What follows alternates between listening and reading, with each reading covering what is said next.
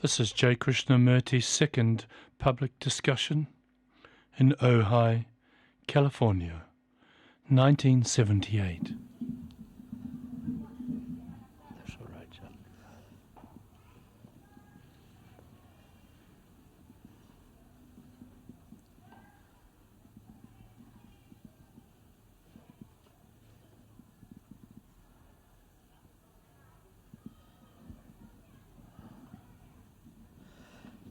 As this is a dialogue,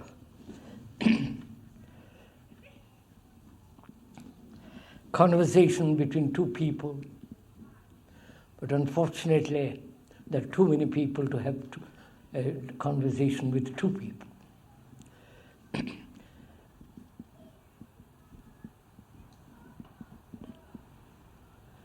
When we have a conversation of this kind,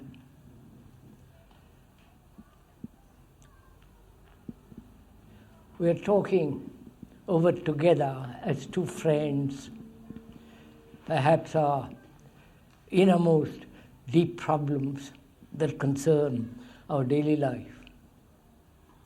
Not some theory, not some speculative ideas or hypothesis, but rather be concerned with something that affects our daily, constant life. And so we are not opposing one opinion against another, or one theory against another theory, or hypothesis, and so on, but rather as two friends who know each other fairly well. So there is a certain sense of affection, care, attention to what each one is saying to the other. And with that, I hope we can talk over together any question, any problem that we have. So, what would you like to talk over this morning? Krishnamurti, when you become aware, can you hear me? What's that? Can you hear me okay? Oh, yes. Okay. When you become aware that you have just had a reaction, some thoughts, do you ever go back and look at all the thoughts that comprise that reaction? When you have a reaction of a particular kind, must you trace it to all the other reactions one has? Is that the question, sir? The question is actually, do you look at all the thoughts that bring that reaction about? To look at the whole content of thought that bring the reactions. Is that right? Right. Right. Yes. I'd like to hear your thoughts concerning what you believe telepathy to be, suggestion and magnetism. Also, what this word, simple expression of the idea of the present, like I've been taught and learned different as to what the present is and how you differentiate that from the past, or sort of why you make no difference. Also, why you in many times make apart the whole thing, such as the experiencer. There's a difference there between experiencer and the word experience. To me, the experience is the whole actuality. The experiencer only perceives a relative portion of that actuality, and I'd like to know why there's this, you see no difference between a part and the whole. Anything concerning telepathy, suggestion, Yes, magnetism. but I'm afraid I don't quite understand your question. Would you make it brief so that... What is the difference between a part and the whole? Right. And what are your thoughts concerning telepathy, suggestion, and magnetism? And this is kind of like three questions, and that's two of them there. And the third one is, how do you distinguish between the present and the past? I've got it, sir. That's enough. You're asking, how do you differentiate between the present and the past? Well, what do you think the present is? What is the present? This word symbol idea of what is, as I've been taught, Yes, what yes, is sir. presently happening is called the present.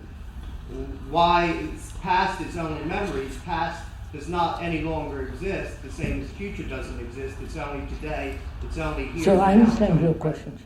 So you're asking what actually is the present? Yes. That's- Why you don't Yes, use yes, that word more often, yes, perhaps. yes. And the other is,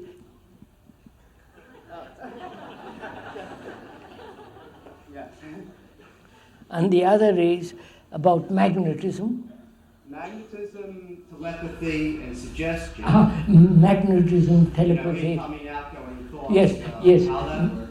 Magnetism, telepathy, occultism, mysticism, Well, all that is implied in that question. And the first one, sir?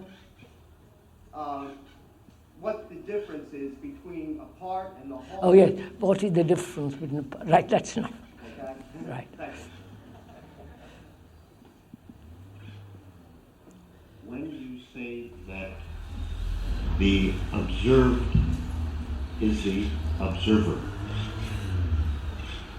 and I then take that to other psychological relationships to the observer, such as anger, envy, greed, I believe I see what you're saying. I have difficulty with only short glimpses of what you refer to as when you really see that the observer is the observed, and there is pure observation, that there is an immense release of energy. I see only flitting bits of it. Is it that it is so terribly difficult to really see and what's involved with it past that point? All right, sir. The questioner asks,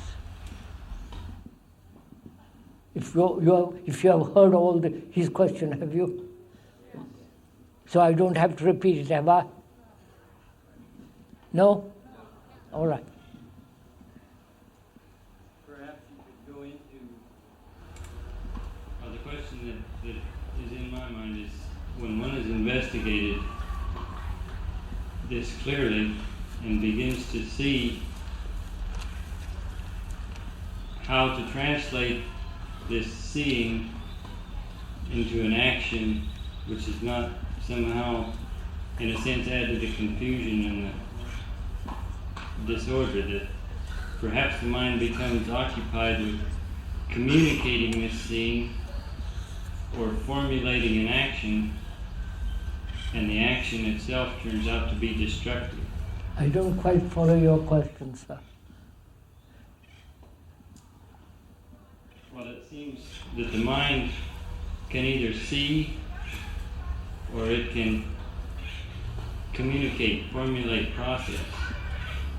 And when you see, and to somehow relate this to other human beings, the mind can do one or the other, but to translate the seeing into an actual action which has an effect in the world seems to be a very difficult thing to do. I don't quite follow it. If somebody else follows his question, would they make it clear for me? The difference between thinking in clarity and putting it into action is your life. What is that, sir? He felt it was difficult to express the clarity that he's thinking about in his everyday life? How do you translate it into living action? When you see something very clearly, how do you express that clarity in daily life, which is through action? Is that it? The following question has been, I've been asked to make the following question.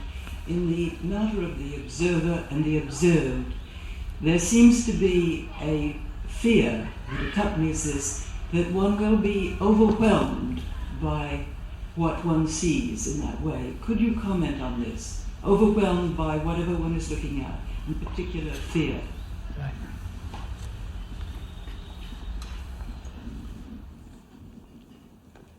Sir, I would like to extend upon a topic that you discussed this past weekend.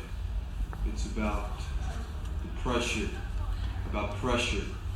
and what sort of pressure becoming ambition exerts on the brain.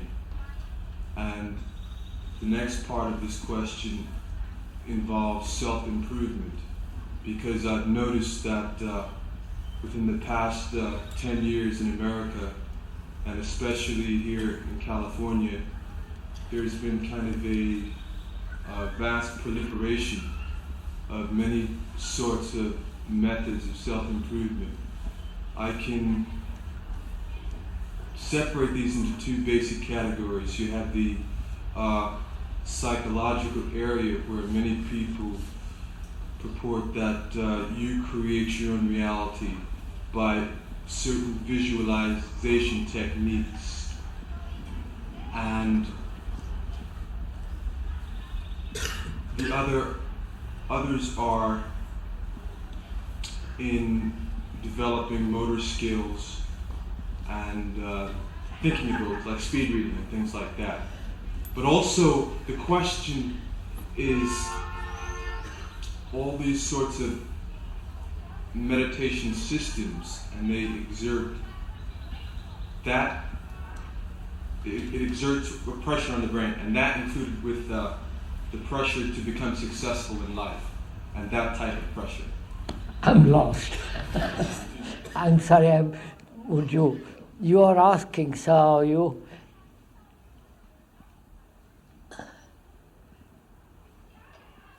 would we discuss more deeply the whole question of pressure? Right. Is that it? Yes. Pressure as involved with the pressure to become in life, to become successful. Yes, that is. Are you asking, sir, could we discuss this question of pressure and its effect on the brain, and whether when there is a release from pressure, is there a different structure in the brain? Is that what you're asking? Yes, and also the fear involved of not getting on this escalator of pressure. When you jump off of it, do you follow? I don't quite follow it, sir. Put it just simply, very simply.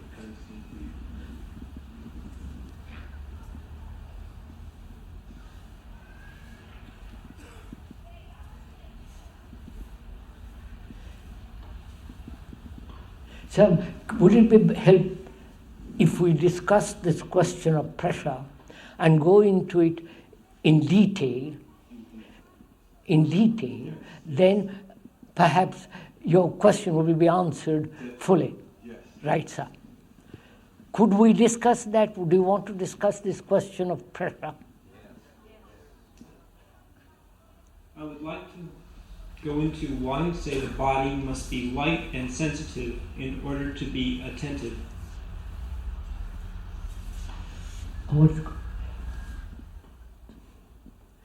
The body must be light and sensitive. In order to be attentive. In order, oh yes, mustn't the body be light and sensitive to pay complete attention? Right. Not too many questions, sir, because... And how one can become light and sensitive enough to be attentive without taking time. Yes.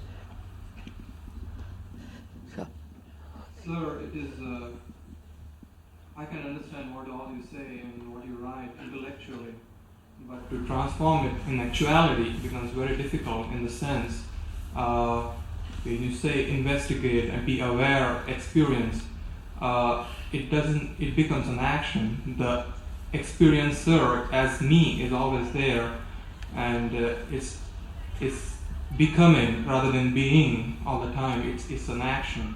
Yes, sir.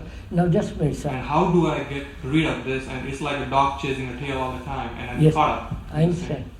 So please, that's enough questions. Otherwise I wouldn't know.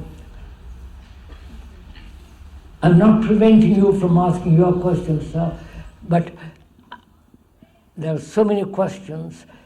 I don't know with what question you would like to talk over together.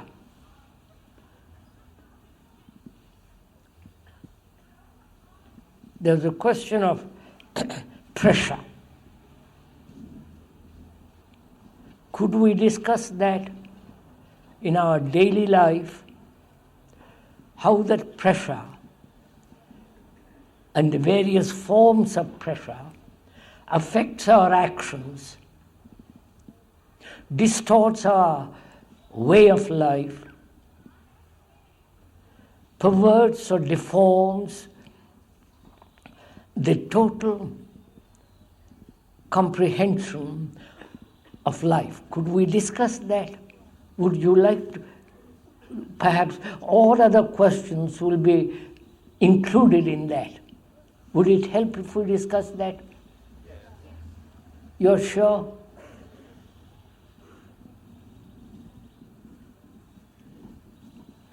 I wonder what we mean by the word pressure. To exert pressure,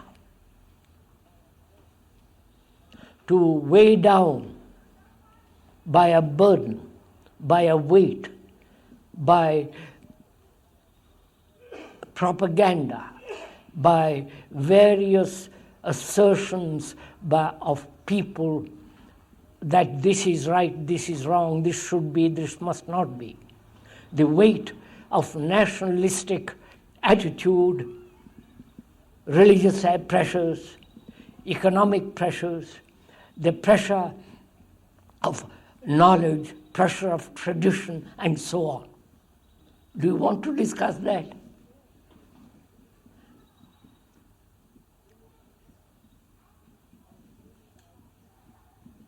Will it affect our daily life, which is our daily action, if we understand the nature and the structure?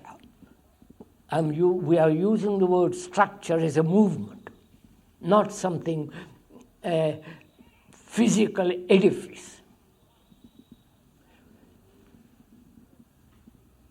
So we are trying to find out together in a conversation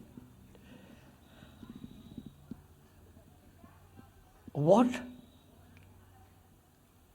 pressure does on our action, how it deforms the activity of the brain, both physically as well as psychologically. Can we go into this? Right? Is this what you want to discuss? So we're asking what we mean by pressure, the word, the actual word, not the result of it. You may mean one thing and the speaker may mean a different thing. So we must must have the same meaning to that word, must give the same significance to that word. we mean by pressure an imposition, a weight put on one, put on the brain, and therefore on thought, on feeling, and all the rest of it. Pressure in the sense of forcing you to a particular direction. Is this? Compelling you to act in a limited way, making you do something that you may not totally agree. If there is the economic pressure of a society that is broken up, there is the pressure of the climate, the food, the coarseness, the insensitive of one's organism, and so on. Do we agree to the meaning of that word together? Is this what you and the speaker mean when he uses the word pressure? Right? Are we clear on this? So, first of all, are we aware, conscious, that we're acting under pressure? Whether it be religious pressure, economic pressure, climatic pressure, or the pressure in relationship with each other, and so on. Are we aware that we live under tremendous pressure, tremendous strain? We mean by aware, very simply, know, recognize, see, observe, feel. Are we? This is a discussion, please. This is not conversation with myself. Are we?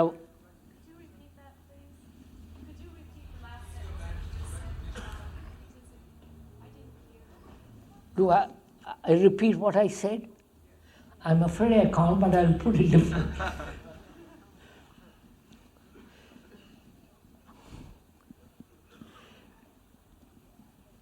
Does one know for oneself, without being told that you are under pressure, does one know for oneself that your whole life is lived actually under pressure? The word pressure, we know what we mean by now, because we both understand the meaning of that word. Don't at the end of the discussion say, I didn't agree with you. If we don't agree with the meaning of that word now, let's be clear on that point. Like you're not referring mainly to physiological pressures? Both physiological as well as psychological.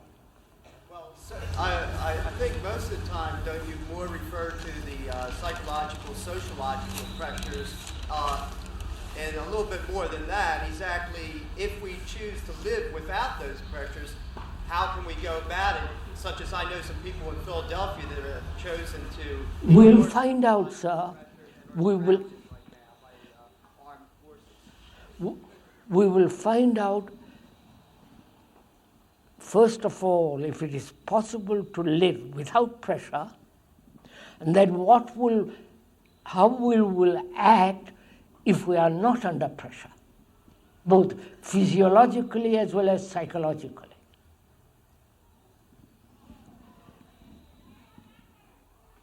So, would you please, that's the first question. Do we know, recognize, be conscious, be aware that we are living under pressure?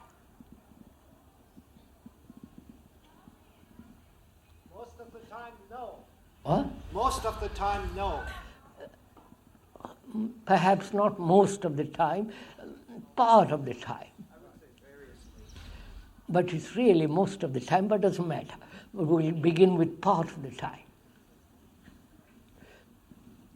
Are you aware that you are aware? No, recognize, see that you are under pressure.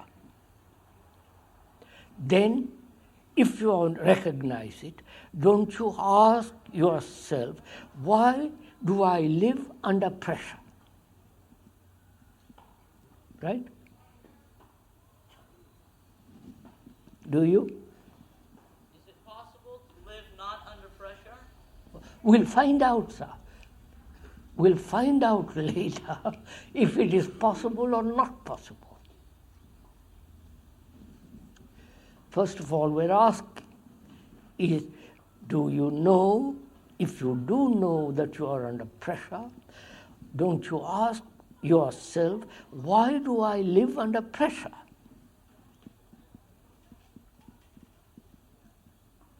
Does the society demand this pressure around you? Yes. Just don't yet, we are just asking, don't say yes or no, we're going to find out, go into it very deeply. Does the society act as a pressure? If you say yes, is society different from you? The society has been created by you. Not by you actually, but by your grandparents, by your past. So the past, with all its traditions, has created this society of which you are a part. You are not different from society. I wonder if you see that. Do we see that? That you are society. So don't say society is, I am acting under the pressure of society. So if that is very clear, please, I am not forcing you to think in one particular way at all. I am not exercising pressure. I'm trying to point out. So, we say society is exercising pressure. Economic pressure, national pressure, color prejudice pressures, black and white and blue and yellow, all the nationalistic, racial, communal pressures. Right? Are we aware of this? Right? Are you aware the pressure of the past?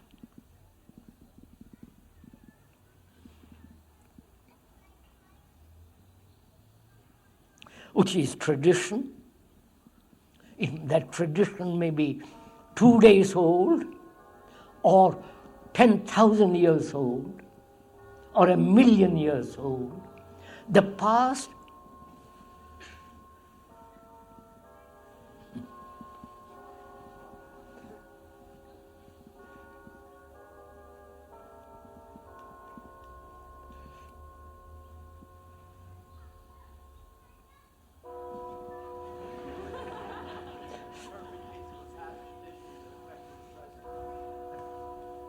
I'm sorry, 12 of them.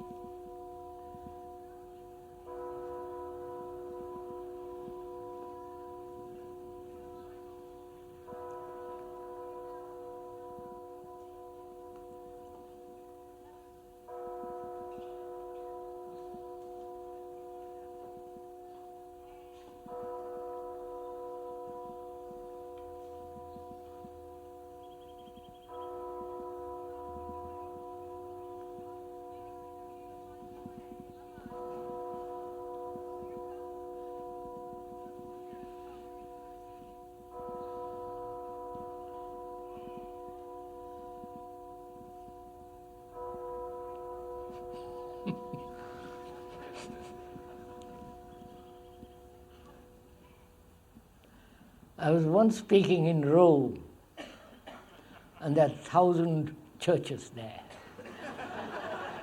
And you can imagine what happened.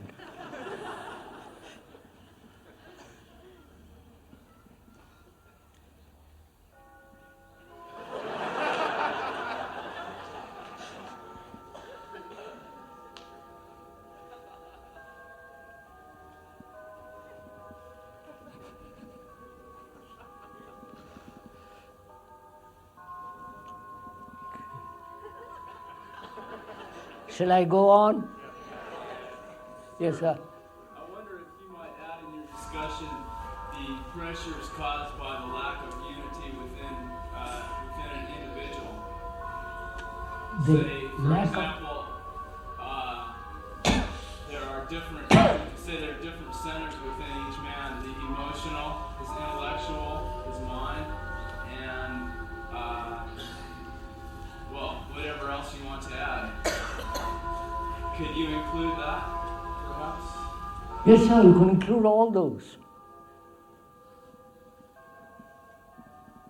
Please, you see, if we leave out one kind of pressure, it doesn't mean that we are not taking that into consideration. We said pressure implies all this, that pressure. The pressure of those bells and the reaction to those bells and so on and on.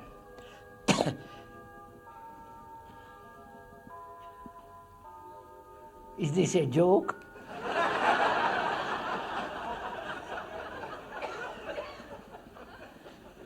Is somebody pulling our legs?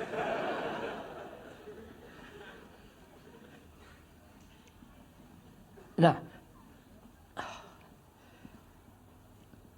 if we are aware of these various kinds of pressure, which is the pressure of the past, the pressure of relationship, the pressure of not knowing and wanting to know, the pressure of emotions, desires, fears, and all that.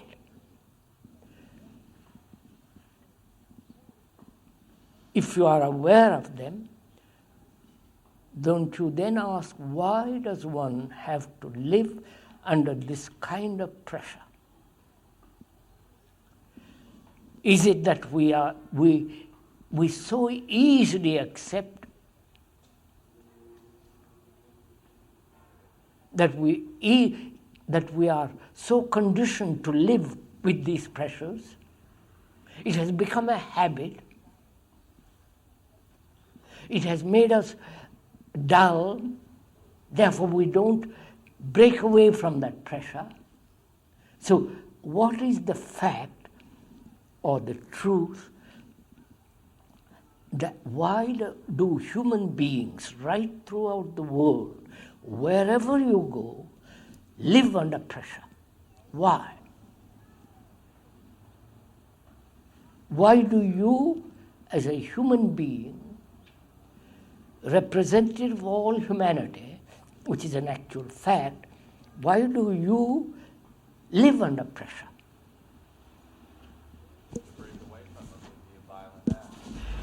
If you broke away from this pressure, are you saying that you'll be frightened? In some cases, it is a threat to life. What? In some cases, it is because of a threat to life that many people live under pressures, and for others, it's because of an enjoyment that they enjoy pressures. Oh, some people escape from one kind of pressure but live under other pressures, or others may enjoy the pressures. They must be a little odd if they enjoy the pressure which brings about neurotic activity. Then they like that kind of activity, they are welcome to it. We can't discuss that now. But we are asking, why do we live under pressure? If you ask yourself, please, and find out why. The truth of it, not the opinion of yours or somebody else's. Why? Is it habit? Is it that we are lazy, indolent, and that's the easiest way to live? We have never even probably questioned it. And perhaps this is the first time you are questioning it. And if you are questioning it for the first time, what is your reaction to it?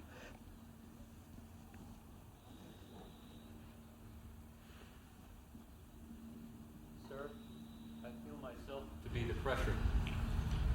What's that? I feel myself to be the pressure. Yes, that is, you are saying there is no outside pressure, but the very essence of pressure is myself. Is that what you're saying? Yes. Is that so? I'm not saying it is not. We are inquiring, we are exploring into that. Is the self only the perception of that pressure, not like you can't really say that's the pressure totally? Sure. The self is only a part.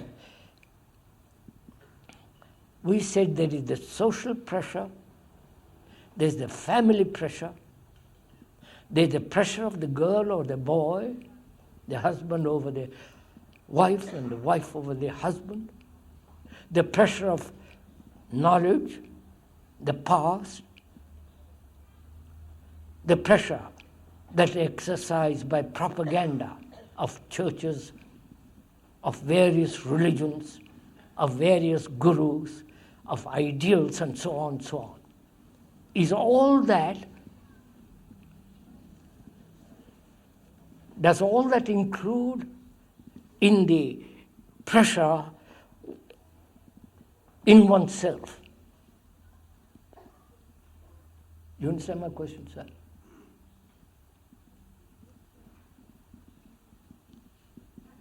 Is the nature of pressure essentially the nature of desire?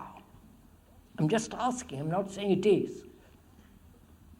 Wanting to be something or not wanting to be something.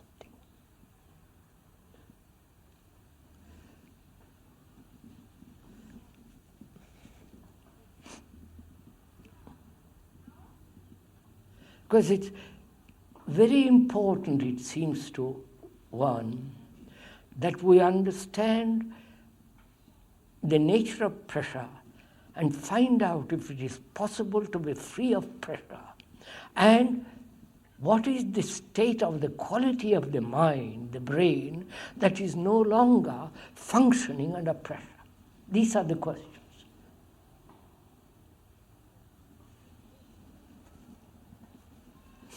Because a person who is living under pressure of any kind is not free.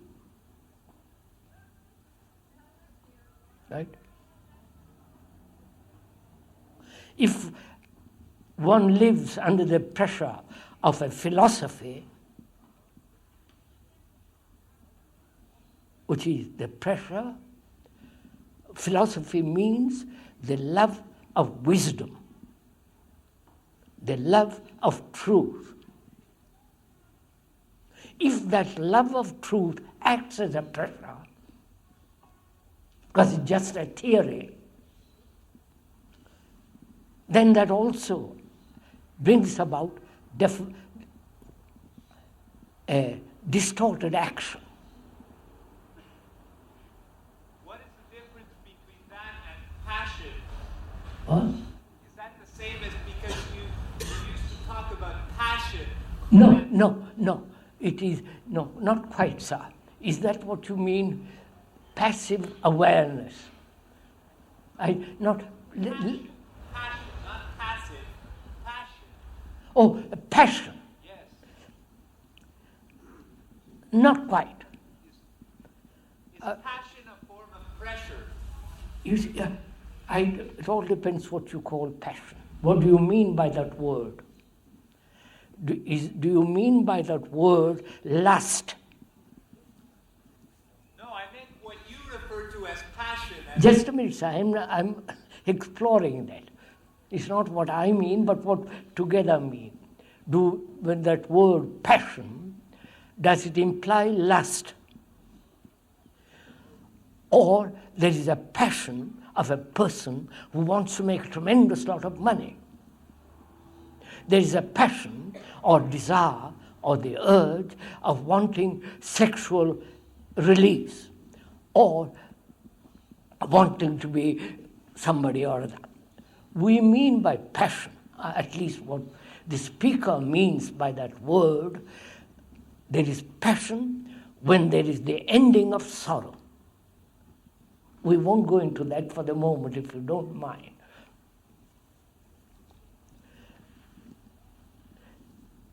So, are we aware of these various forms of pressure? If we are, why do we accept this pressure? Is it that we are indolent, indifferent? We have got used to them and therefore we accept them. This constant repetition on the television, commercially, buy.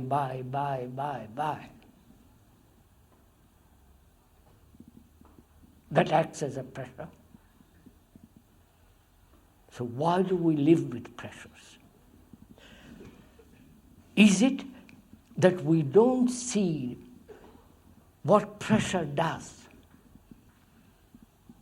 Isn't it also because some pressures are beneficial or positive, whereas some are negative, and we don't have No, there is no negative or positive pressure. There is only pressure. Constructive, destructive. What?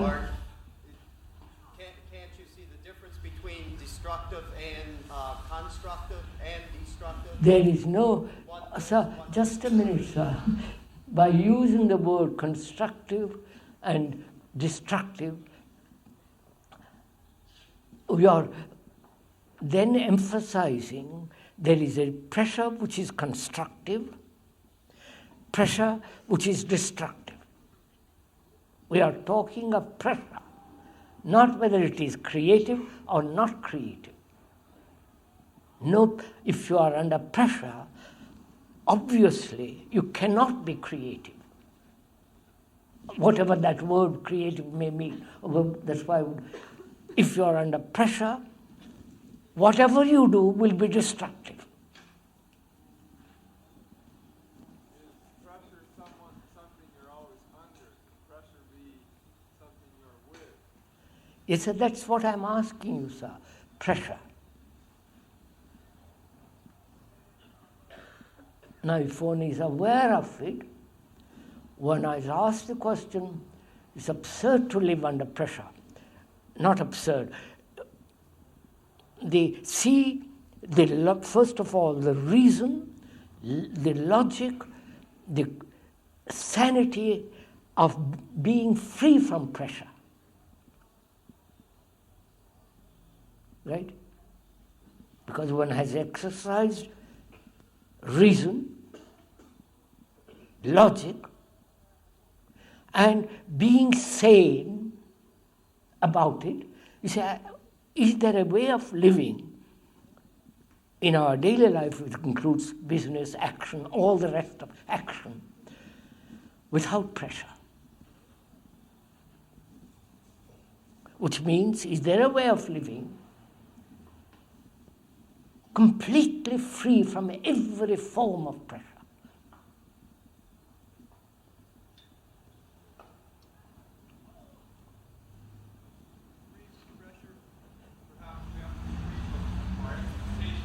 What's that?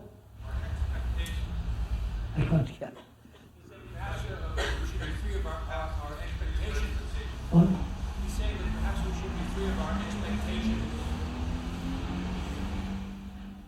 The pressure of expectation. Oh, Lord. Would the only truly free state be in a spiritual state then, if you want to be free of all pressures? No, sir. First of all, find out. Sir, please be good enough to listen. I haven't. I've thought of many of these things that you already talk of. And like I said, I know some people that we have made decisions concerning what pressures we desire and what ones we Yes, don't. sir. And That's have tried to make changes or live without certain. You may like one form of pressure and you don't like other form of pressures. We are saying any form of pressure, any form, whether you like it or don't like it, whether it's pleasant or unpleasant, whether it's profitable or not profitable, to live under pressure is to act not only defensively, but also your actions will inevitably be deformed, incorrect, not actual. What about air pressure? Pressure of the air.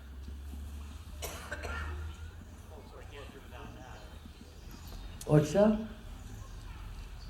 The air pressure helps hold our corporate form, our physical being in place as gravitational pressures and the physical pressures of the universe. We said that, sir.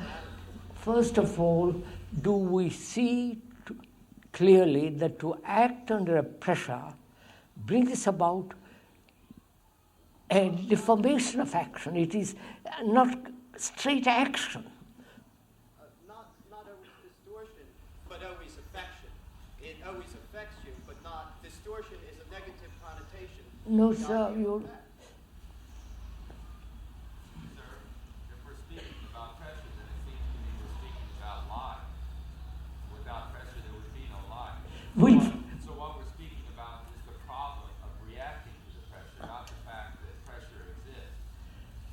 First of all, pressure exists.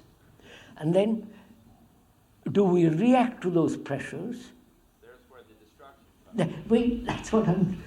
Do we react to those pressures? Some pressure you like, which is pleasant, and a pressure which you don't like, and therefore avoid it. So please let's be clear. We said every form of pressure, pleasant, unpleasant, good, bad, psychological, physiological, and so on, so on, so on. Any form of pressure must deform action. That's all. If you say, I don't agree with you, then we can discuss that. I think you're talking nonsense, then we can talk about it. But don't say certain pressures are necessary, certain pressures are not necessary.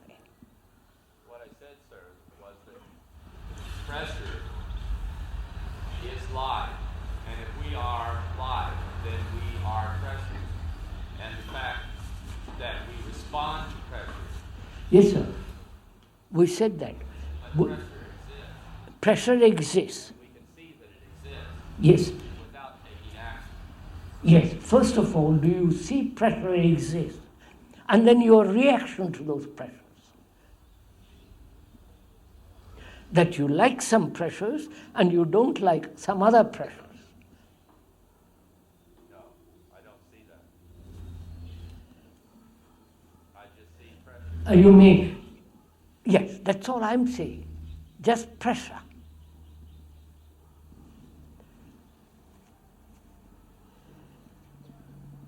Sir, would we be able to have a meeting like today without pressure? From our side, perhaps the pressure of wanting to know. From your side, the pressure perhaps of wanting to communicate. How could we have this kind of meeting? Did you come here under pressure? Did somebody force you to come here? No, but it's an internal pressure. Wait. That's what we said too.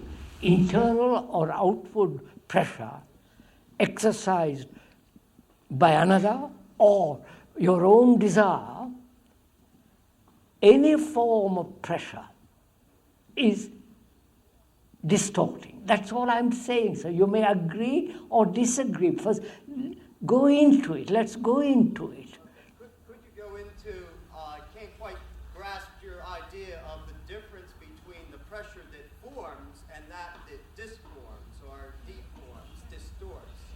You know, one there's a pressure that puts together, that brings the existence or an ideal. So wait a minute. Perhaps mechanically or technically or building together two metals, it's under great pressure.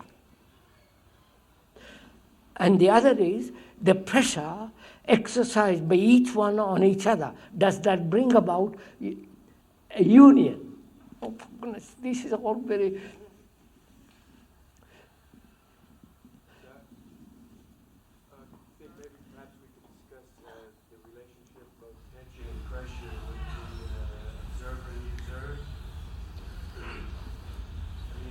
Space between the observer and the observed is attention and there.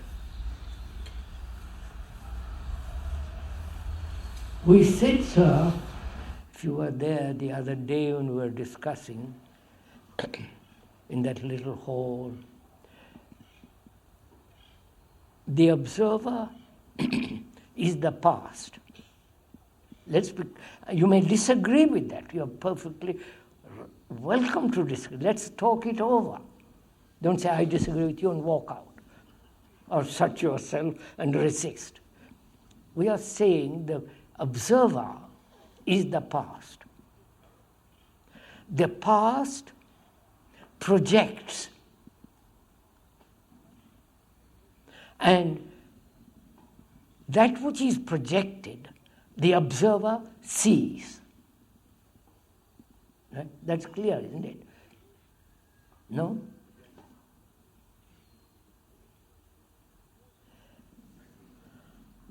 So the observer is the observed. Still the sense of the separation between the two. Yes. When there is a separation between the observer and the observed, then there is conflict. That conflict acts as a pressure. Or the division itself is the cause of pressure. Take what's happening in the Middle East and the Far East. There is the Israelis, the Jews, and the Arabs. The division, racial, communal, religious, territorial division. So where there is division, there is pressure, right? The Muslim and the Hindu, that goes on all the time. Between various nationalities, there is pressure. As long as there is division between man and woman, or between group of people against group of another group, that very division creates pressure. Under that pressure, we act. As an Arab, as a Jew, as a Hindu, as a Buddhist, as a Christian. So we say any form of pressure which brings about division will inevitably be incorrect action. That's one problem. Division. Division in myself. Right? Division in one's ideas, the ideal. I am this, I must be that, which is a division. Therefore conflict, therefore pressure. I wonder, right? Pressure under brings about conflict. So we find, again logically, reasonably, observing factually, that where there is division, that division brings pressure, as I am a Hindu, or I'm a Christian, I'm a Jew, or I'm an Arab, Muslim, and so on. That brings inevitably a division. That division brings a pressure. because I believe in this and you believe in that. So out of that pressure, there is effort, conflict.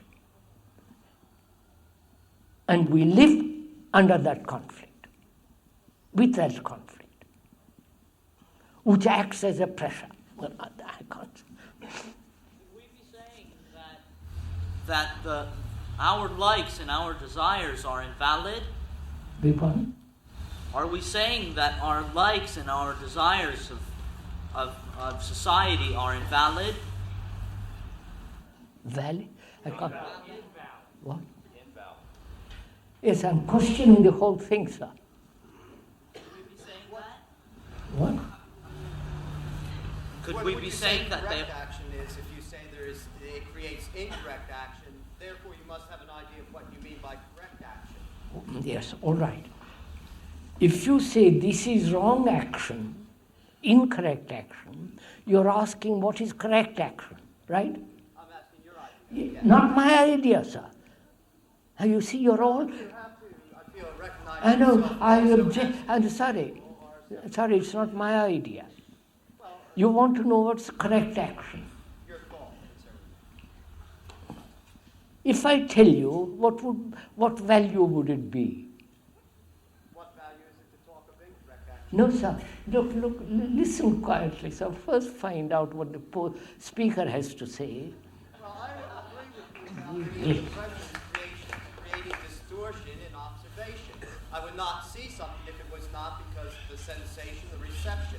Although I am in the present, and that I may be only seeing the past around me because it's taken time, but you exist in your present at that point, and I exist in my present here, perceiving the past or having a memory of the past, as I've been come to learn it.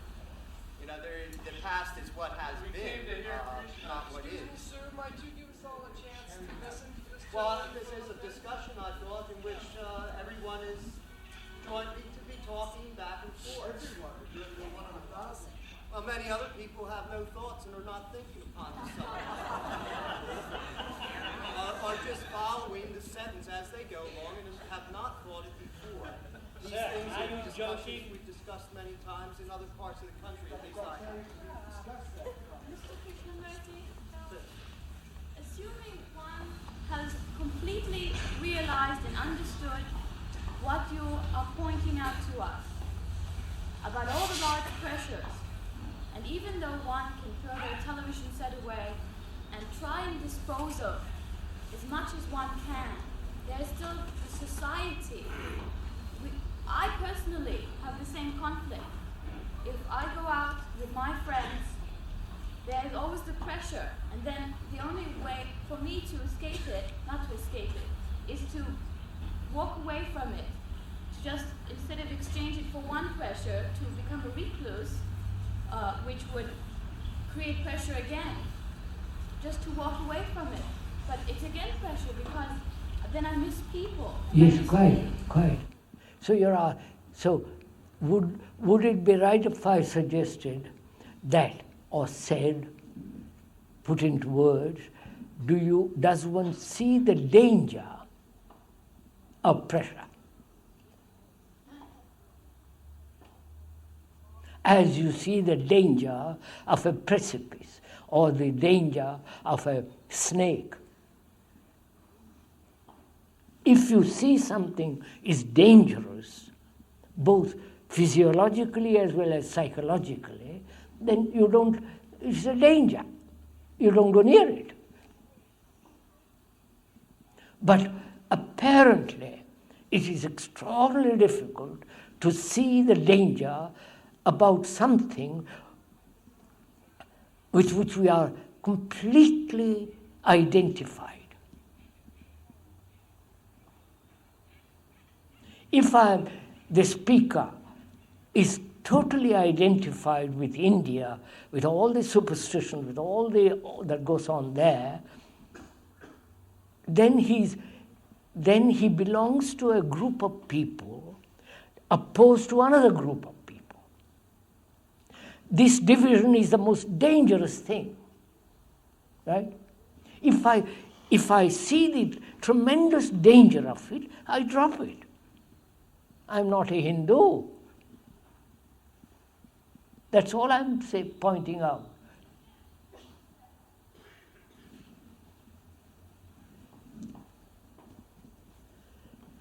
I'm sorry if you're cold. I'm not. I'm talking. Makes you warm.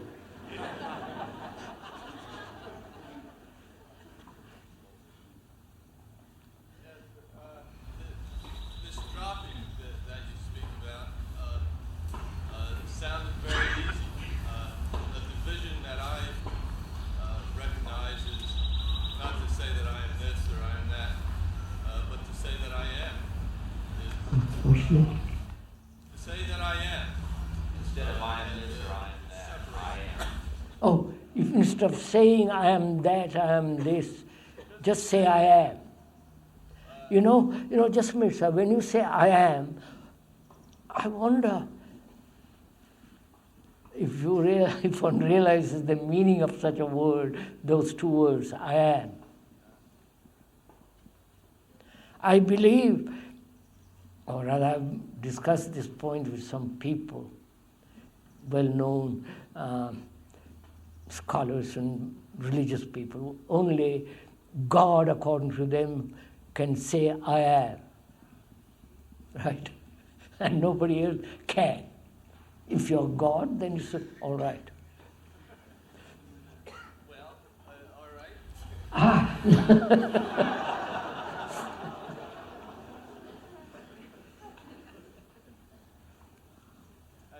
Not separate from myself. So then you have to inquire, what are you? When you say I am, what are you? I don't really know that. We're going to find out. We'll find out. You can't leave it to God. No, I don't intend. So we'll have to find out. When one says I am, what does that mean?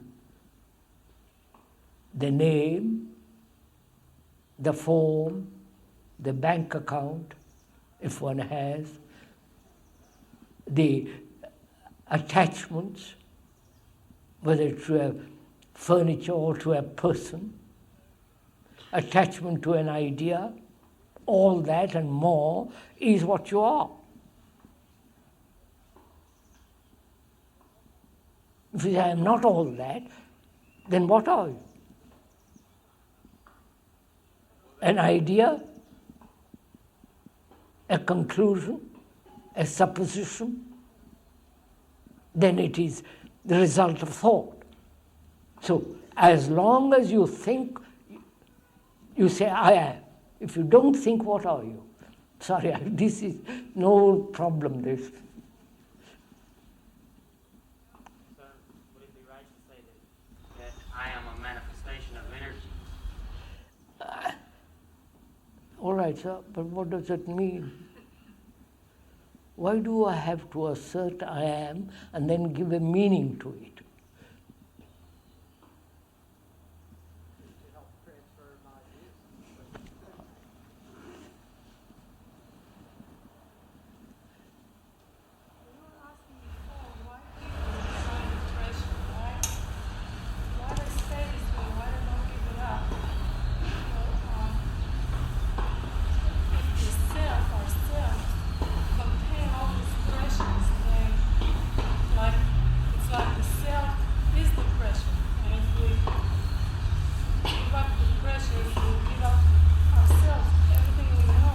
We'll find out, madam, what it means. First of all, do you see the danger of it? That's all first. Do you actually see the danger of it? Or is it an idea that is dangerous? I think it's an idea. Huh? I think it's the idea. That's not right. the actual That's right, sir. Like you don't actually see the danger of nationalities. If you saw the real danger of nationality, you would not belong to any nation or to any group, right? So, do you actually see the danger of oppression? Don't include the pressure into everything, just pressure. One pressure is good enough to understand the danger of one pressure. I don't know how to actually see.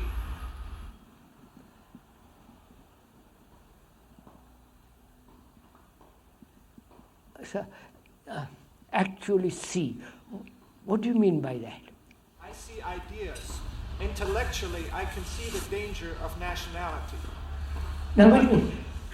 Then, if you see the danger of nationality, how are you free of it? You may carry the passport. I think I see only the image of nationality. I don't see the actual danger. Therefore, I will go into it, sir. Nationalities imply, don't they, glorify tribalism, right? That means different tribes calling themselves different nationalities bring about one of the causes of war, right? Don't you see the danger of war? Is that an idea? Or is it an actuality? People going about maimed, all the horror of war. That's not an idea. If you go to a veterans hospital, you see the appalling things there. See, that's one of our difficulties, sir, that when we hear a statement, we make an idea of it. But we don't actually see the fact without the idea. That's one of our conditioning, right? And also, the word idea, I believe, in a dictionary of child, means, from Greek, to observe. You understand, sir? The word idea has its root in seeing. It means to see, to observe, not conclude, not make a conclusion of what you see.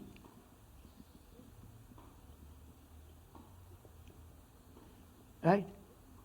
So if you see the danger of nationality, it's finished. Though you may carry a passport, you're no longer a citizen of a particular group of people, of a country. Right? Now, in the same way, does one see the fact, not the idea, that division brings about conflict. Your belief and my belief, right? Your conclusion, your God and my God. Or your guru opposed to my guru. If I want, thank God I haven't got any. You follow? So this division will inevitably bring conflict. Now, if you see the danger of conflict, it's finished. If you see the danger of falling down a precipice, you're very, very watchful of precipices. Therefore, it's not temporary danger, it's permanent danger. So then we don't see the danger of a lot of pressures. That's it. That's it. You don't see the danger of pressure. That's all my point.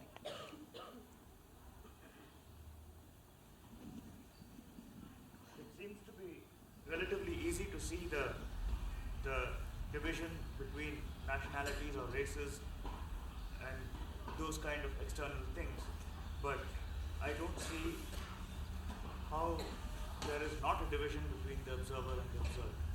Huh? The division that takes place internally as the division between the observer and the observed. Oh, you don't see that? I don't understand So, the division between the observer and the observed exists, doesn't it? Yes. When there is that division, there is conflict between the observer and that which is observed. That is, Not necessarily. watch it, so watch it. Just look at it, so just consider for a minute.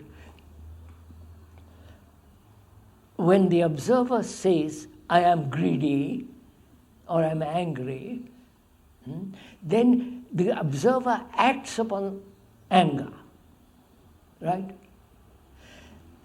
Either he suppresses it, rationalizes it, runs away from it. He is acting upon it. Therefore, there is conflict. Isn't that so? Yes. So, isn't that conflict, is that conflict necessary?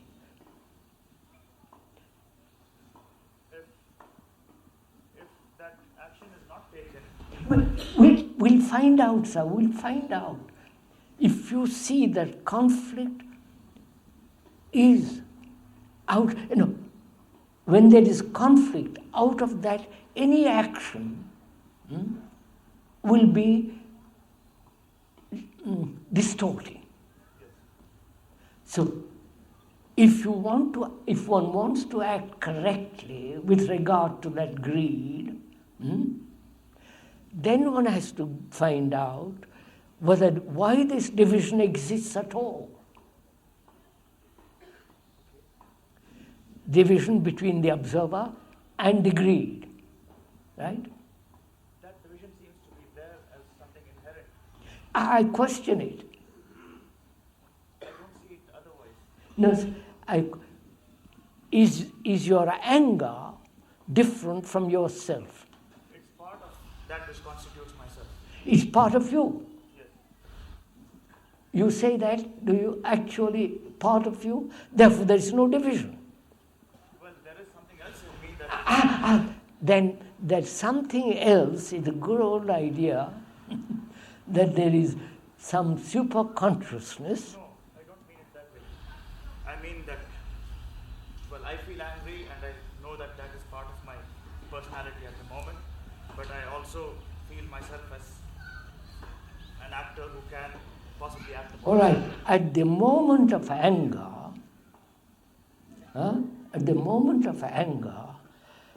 are you different from anger? At the moment of anger, I don't think I'm completely conscious of myself. That's it. Which means what? You are anger. Anger is that... There is that state of anger. Yes. In my consciousness. That state, don't bring in consciousness and all that, because then we go off into something else. So, at the moment of anger, there is not me who is angry. There is only that state. Then a second or a few seconds later, the division takes place. I have been angry. Yes, but... Wait. Go step by step, sir. I have been angry. So division has taken place immediately. Yes. Why? Why does this division take place? Because that in me which says I have been angry, that I is something different from that anger. It's That's what I'm saying, sir. When you say I have been angry, the I who says I have been angry is different from anger. Right. Is that so? It seems to be, because at the time when there was anger, there was only anger. Later on, something else says, I have been angry. Yeah. What makes you say that? That I have been angry?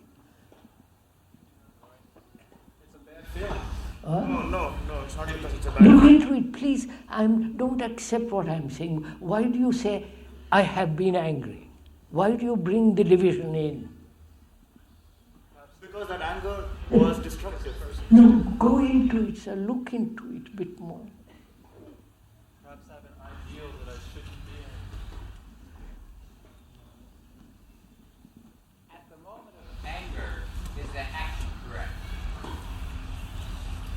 At the moment of anger, sir, there is not you who say, I have been angry. There's just that feeling, right? That reaction. Then a few seconds or a few seconds later, you say, I've been angry. You're not listening. Excuse me. Do you mean that when I say I have been angry, that is merely another thought? No. Just find out, sir. First of all, when you are totally angry, there is no division. Division takes place when you use the word anger.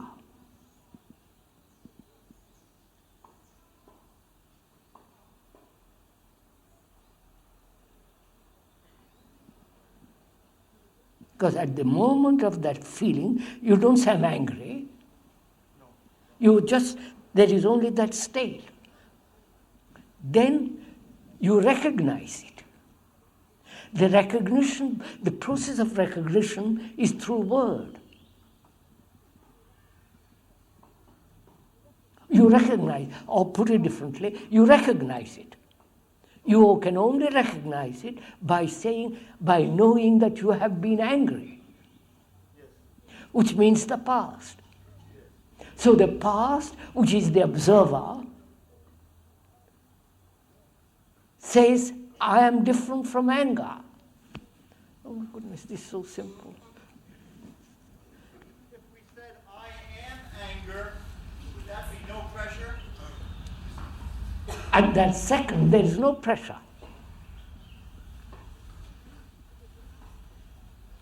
Just, I may be wrong, find out.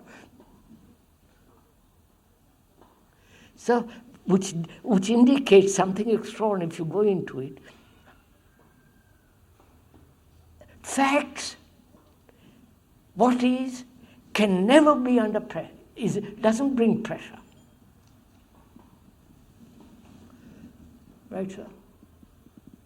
Huh? Say when I say I'm jealous. No, the feeling at that moment has no pressure. It's later on when you say, I have been jealous. Then you try to do something about it. Then that's a pressure. So facts have no pressure. Like seeing the fact that nationality is a danger is not a pressure. Is it correct action also at that moment? What? Is it correct action? Yes, direct action takes place when there is no distortion of pressure. You act according to facts.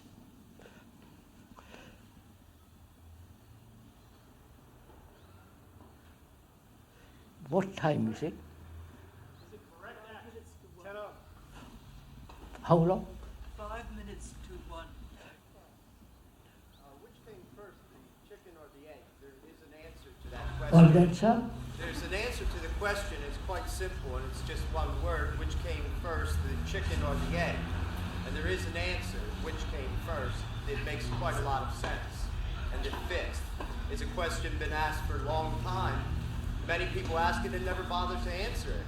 And it's almost the difference between nationalism and nationality. To me, nationality, in the world of some of the people that I come from, is just a geographic location where a person's born and does not create the word. But the belief of nationalism, of a supremacy of one nation state over another, is a thing that leads into the conflict and division of war. But the question, which came first, the chicken or the egg? The egg or the chicken? Yeah. I don't know.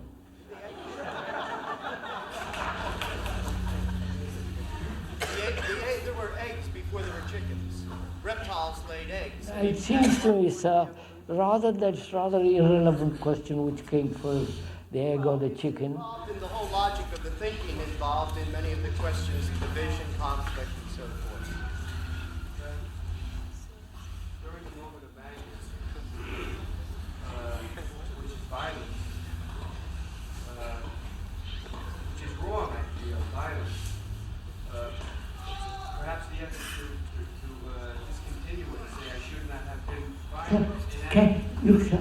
Can you watch?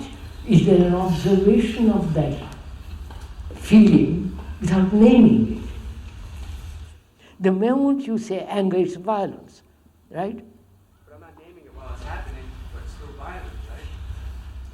So what we are saying, sir, when we use the word violence, it has got so many associations with that word. That you must not be violent, it should be violent. Under certain circumstances, you must be violent, and so on, so on, so on. Whereas, is it possible to observe that feeling without naming it? You can if you are really aware of this thing taking place. I think we better stop now, don't you?